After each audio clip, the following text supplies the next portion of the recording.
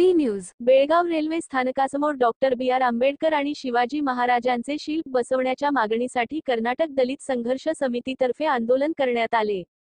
Railway स्थानकासमोरील doctor B R. Ambedkar आणि शिवाजी महाराजांचे शिल्प बसवण्याच्या मागणीसाठी विविध दलित संघटनांनी कर्नाटक दलित संघर्ष समिती आणि रमाकांत कोंडुसकर यांच्या नेतृत्वाखाली रेल्वे स्थानकावर निदर्शने केली। रमाकांत कोंडुसकर यावेळी बोलताना म्हणाले की डॉक्टर बाबासाहेब आंबेडकरांचे आणि छत्रपती शिवाजी महाराजांचे शिल्प तयार करून गोडाऊनमध्ये ठेवण्यात आले आहे। सदर शिल्प रेल्वे स्थानकासमोर बसविण्यासाठी अनेक वेळा मागणी करण्यात आली, मात्र याकडे दुर्लक्ष करण्यात आले। आजवर केवळ कारणे देऊन वेळकाढूपणा करण्यात येत असून या ठिकाणी तातडीने शिल्प बसविण्यात यावीत अशी मागणी त्यांनी केली। डॉक्टर बाबासाहेब आंबेडकर आणि छत्रपती शिवाजी महाराज या महापुरुषांचे शौर्य भारत देशानेच नव्हे तर संपूर्ण जगाने ओळखले। अशा महापुरुषांचे शिल्प उभारण्यासाठी रेल्वे प्रशासन दुर्लक्ष करत असल्याबाबत आंदोलकांनी यावेळी संताप व्यक्त केला।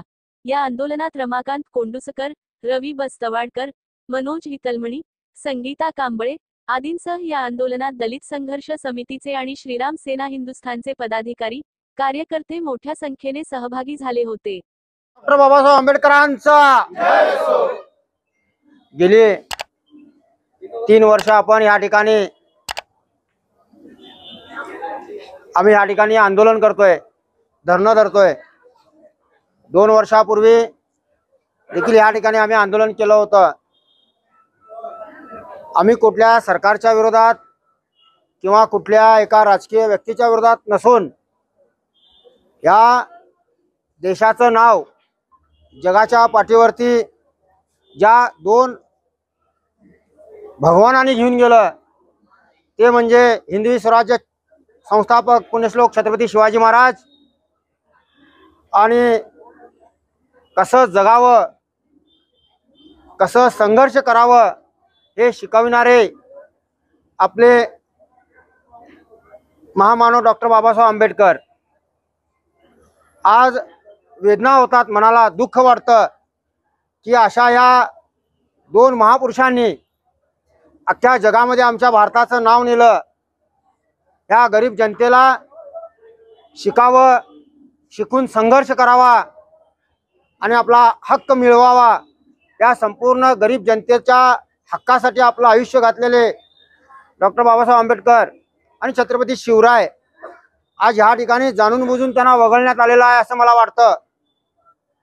हे राजकीय लोक असतील किंवा अधिकारी असतील, हे असं का करतायत हा विचार आज समस्त जनतेला करण्याची वेळ आलेली आहे। आम्हाला लाज वाटते की खरोखरच आपण स्वतंत्र भारतामध्ये आपण आहोत का? खरोखर ते गोऱ्या कात्रीचे इंग्रज बरे होते की जेणेकरून ते गोरगरीब जनतेचं ऐकत होते, परंतु आत्ताचे जे काळे इंग्रज बसलेत ह्या ठिकाणी राज करतायत, मग ते अधिकारी स्वरूपात असतील किंवा राजकीय व्यक्ती असतील, ह्या लोकांनी खरं म्हटलं तर जाणून घ्यायला पाहिजे होतं। आज या ठिकाणी बसण्याचा अधिकार संविधानाच्या माध्यमातून डॉक्टर बाबासाहेब आंबेडकरांनी दिलेला आहे, तर ते देखील हे राजकीय लोक असतील किंवा अधिकारी असतील हे विसरलेले आहेत।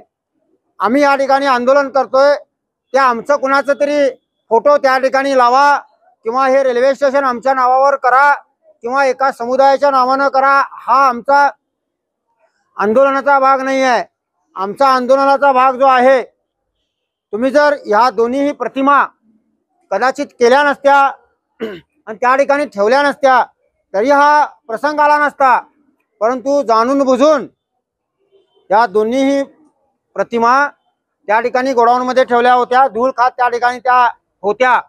त्या काही भीमभक्त आणि शिवभक्त यांना मिळाल्या आणि त्या आपण आंदोलन करून या ठिकाणी आत बसवल्या होत्या। आज जवळजवळ 2 वर्ष होत आली। या ठिकाणी या मूर्त्या अशाच अस्तव्यस्त आहेत। मी तुमच्या माध्यमातून सरकारला, अधिकाऱ्यांना विनंती करू इच्छितो, तुम्ही आजच्या आज या मूर्त्या या ठिकाणी अभिमानाने या ठिकाणी बसवाव्यात। समाजाला हातामध्ये आंदोलन घेण्याची वेळ राजकीय लोक असतील किंवा अधिकारी असतील यांनी घेऊ नये अशी विनंती मी तुमच्या माध्यमातून करू इच्छितो आणि ताबडतोब या दोन्ही मूर्त्या स्वाभिमानाने या ठिकाणी बसवाव्या, यासाठी या ठिकाणी भीमभक्त आणि शिवभक्त सकाळपासून आलेले आहेत। आपली रूपरेषा काही असेल तर आपले प्रमुख सर्वजण या ठिकाणी मांडतील. त्यांनी काय ठरवलेलं आहे त्यांनी आपल्या भाषणातून आम्हाला सर्वांना सांगतील. त्या पद्धतीने आपण सर्वजण या ठिकाणी त्यांच्या आदेशाचं पालन करूया, हीच या ठिकाणी मी तुम्हाला सर्वांना सांगू इच्छितो. पुन्हा मी सर्व इथल्या अधिकारी वर्ग असतील किंवा राजकीय व्यक्ती असतील यांच्याशी आमचं काही लेणं देणं नाही आहे, यांच्याशी काही आमचा दुश्मनी पण नाही आहे. परंतु त्यांना इथं नोकरी मिळाले या दोन व्यक्तींमुळे, अधिकारी खुर्च्यावर न बसलेत ते ह्या दोन व्यक्तीमुळे, ह्याचं भान अधिकाऱ्यांनी आणि राजकीय लोकांनी ठेवावा, हीच विनंती तुमच्या माध्यमातून या ठिकाणी करू इच्छितो.